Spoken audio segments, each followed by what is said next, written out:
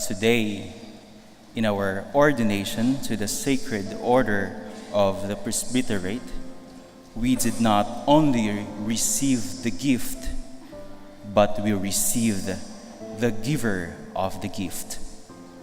We did not only receive the priesthood, but the priest himself, Jesus. Many years ago, sabi ko, balang araw, dadapa din ako dyan. Lumipas ang mga panahon, sabi ko, ako na pala, ang bilis.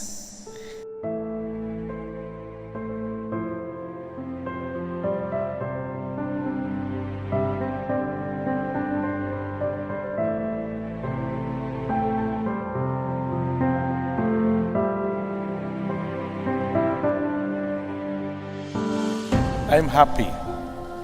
Happy because it's the first time I ordained SVDs.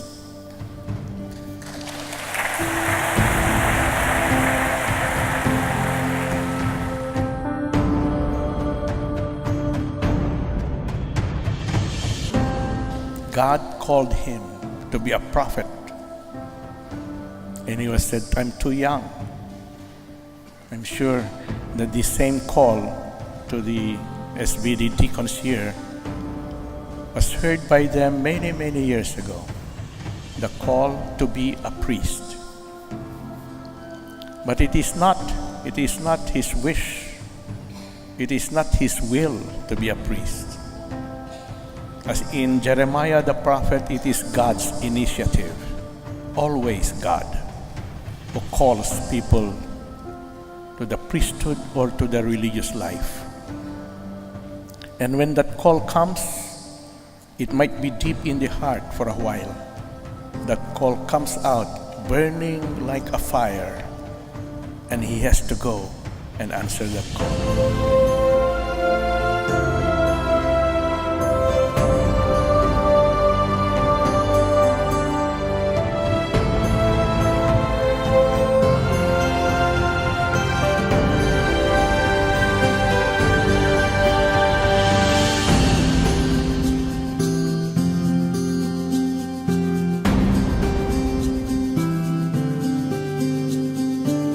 Have to have in mind what the words of Jesus, I am the good shepherd. I lay down my life. I lay down my life for my sheep. That should be always in the heart of every priest, that he lays down his life for the flock. The flock is not only those under his care. It's not only the Catholics under his care. The words of Jesus in the gospel today, there are other sheep that who do not belong to my fold. Their perspective as SVDs and priests is beyond the flock. And all those, not simply the flock in the center. How can they know you if you don't go out to the peripheries? They are those who are most in need of your pastoral care. I know mine and mine know me. It is the task of the shepherd to lead those who are people of other faiths to unity and peace as a one family, one human family under God. It's easy to say from my passions will tell me, go after them. But he said, they are still part of God's family. I must love them nonetheless.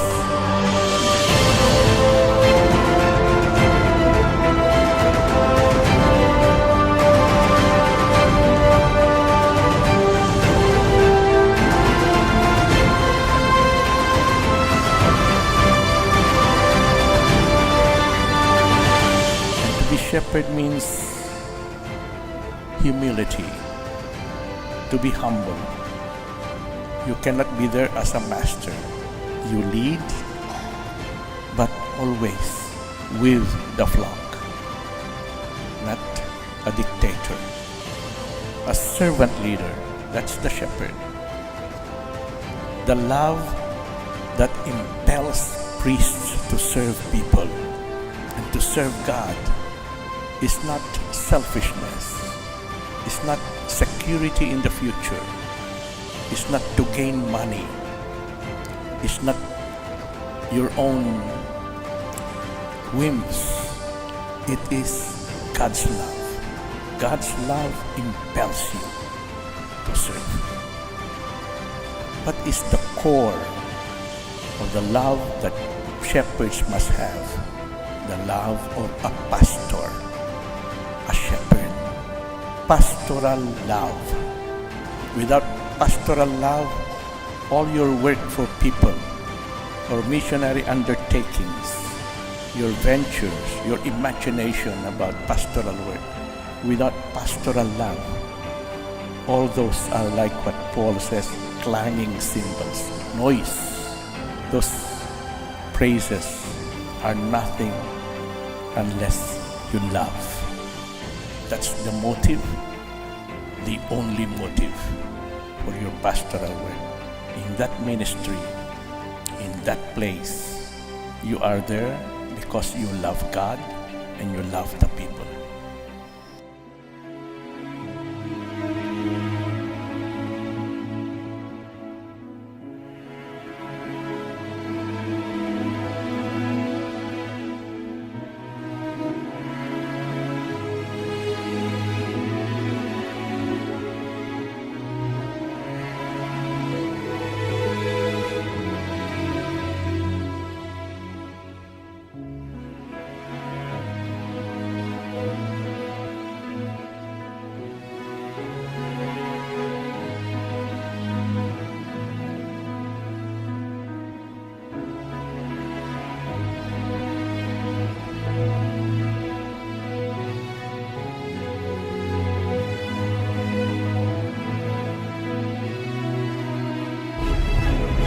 Thank you also to the Society of the Divine Word. You opted to believe in us and to develop our potentials so that we could become sharers of the Divine Word. Para sa aming pamilya na buong pusong inihandog ang inyong anak sa Panginoon.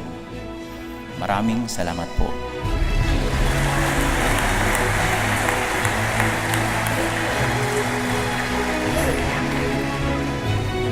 Hindi matutumbasan ng kahit sino man dito ang lungkot at galak na meron kayo ngayong araw na ito. Ngunit ang inyong inihandog sa Diyos ay hindi makakalimutan ng Panginoon magpakailanman.